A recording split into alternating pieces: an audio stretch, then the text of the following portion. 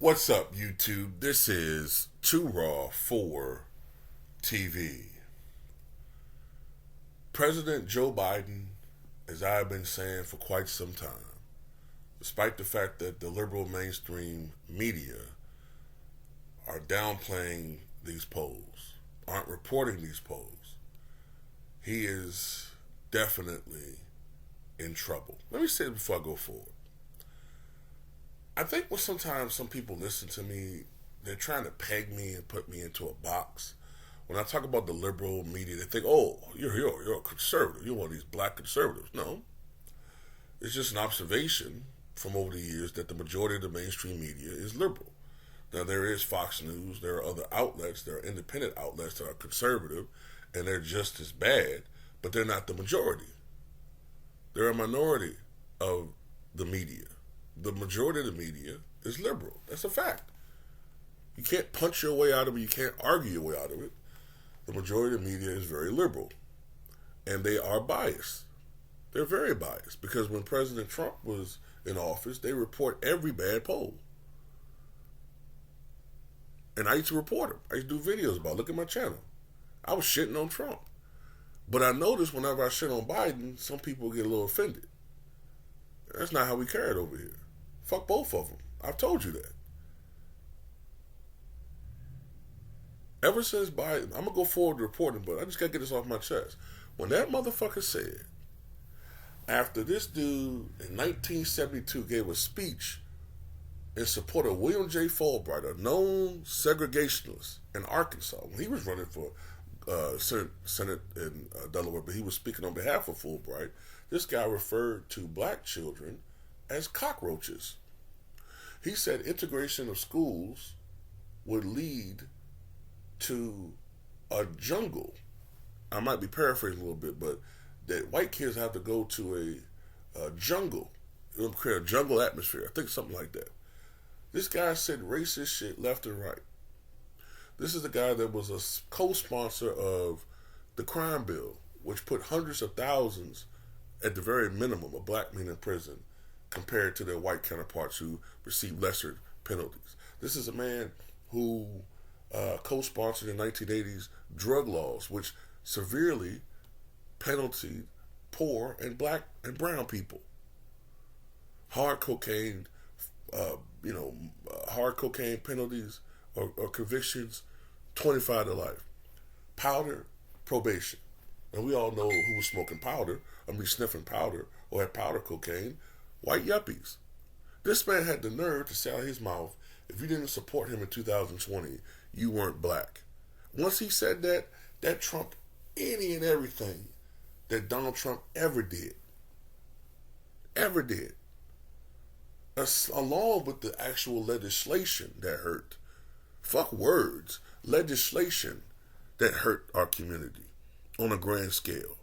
Yeah, Trump has said some stupid shit. He's even said some racist shit. I don't fuck with him either. But Joe Biden, it's no comparison. So let me go back into this reporting mode. Joe Biden, according to a new ABC poll, has the lowest approval rating of any president in over 15 years, and one of the lowest approval ratings in history. According to this poll, his approval rating is 33%. That's even lower than Donald Trump at the end of his presidency after the January 6th so-called insurrection, and when he was undergoing his second impeachment trial. That's how low Joe Biden is right now. His disapproval is at 58%. These are the numbers. 72% of Republicans right now support former President Trump as their nominee. Only 57% of Democrats support Joe Biden as the Democratic nominee right now. Younger blacks are abandoning Joe Biden, as I've said before that would happen. Biden's job approval is 21 points below average among blacks, compared with 15 points below average among Hispanic people, compared with 6 points among white people. Black voters, once a lock to back Democrats, shows that the demographic no longer is guaranteed to support the party's candidates. Biden's support among blacks falls sharply, the poll shows, with younger blacks. 32% of blacks under 50 approve of Biden. 65% of blacks 50 and over approve of the president. Wow. They're hemorrhaging. That's why that's why both parties are letting all these immigrants come in. All of them. The Democrats want them to replace your votes in the inner cities, even though many of these people are committing crimes against us. We're complaining about it, and they told us to shut the fuck up and vote for them. And the GOP, many of these people see these people as free labor, cheap labor.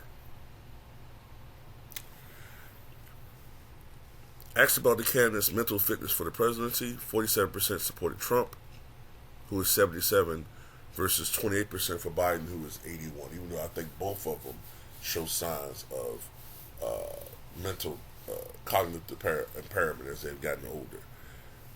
Economy under Biden. With the economy always a top issue, if not the number one issue for voters in a presidential election, Biden's standing is poor. More than half of the respondents, 56%, said they disapprove of Biden's handling of the economy, while 31% said they approved. The poll also indicates that 71% said that the economy is in bad shape, while 24% said that the economy was good. And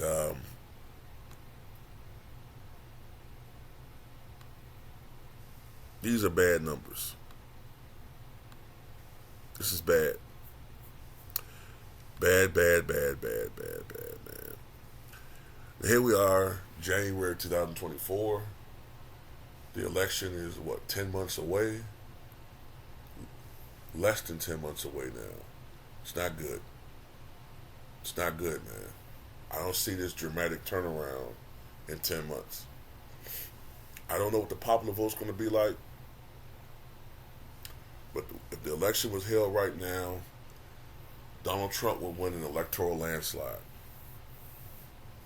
And if you look at the last two election cycles, 2016 and 2020, I don't know about this year, but the last two election cycles, Trump has been under polling in samples. Remember in 2016, he was always around 39, 40, 41, 42%. In the actual election, he got 46%. Same deal with 2020. He was always around 40, 41, 42, 43, maybe 44. Election day, he got 47%. So he's always under polling. Now he's around 45, 46, 47. So what is that telling you? That he could possibly get on election day close to 50% or 50%, depending upon what happens. We don't know. But anyway, tell me what you guys think.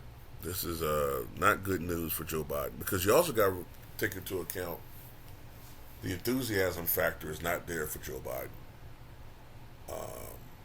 It really wasn't there in 2020. Most of those voters were voting against Trump out of anger because of the economy and the pandemic, coronavirus, and things of that nature. The civil unrest at that country at that time, in the country at that time. But now, people are voting out of frustration. I think the economy is the number one issue right now. If nothing major happens right now between January and November, I mean major, like like a nuclear war or a terrorist attack or something like that, I don't see how Joe Biden wins, quite honestly. I don't see it. There's more of an enthusiasm on the right for Trump, because you know how many of those guys feel like he should be rightfully president. And then you have Dr. Cornel West, who they're obviously not putting out there in the media because they don't want you voting for him. He's voting Green Party. he can be an attractive candidate for many black people.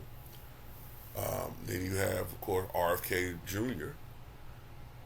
Although he'll probably take votes from both sides, more than likely he'll probably take more votes from Biden than Trump. So I don't see it. I see it almost as if you could compare this election to 1948 in many ways, and 1980. But Truman was a feisty campaigner who took advantage of a situation where there was a very unpopular Congress, and you had Dewey who was just sitting on his lead.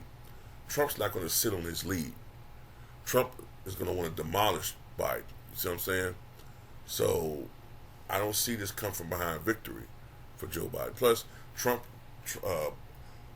Truman was a vigorous 64 years old at the time. He was 64, but he was rather vigorous 64 years old. Biden is an old 81. You know what I'm saying? The Democrats have already rigged the process during the primary season right now, where traditionally the first few contests are the Iowa caucus, the New Hampshire primary, then the South Carolina primary. But now they rigged it so that the South Carolina primary is the first contest. Why? Because they want Biden to win this and get it over with as soon as possible. You know what I'm saying? Because in South Carolina, 60% of the voters generally are African American. That's Biden territory.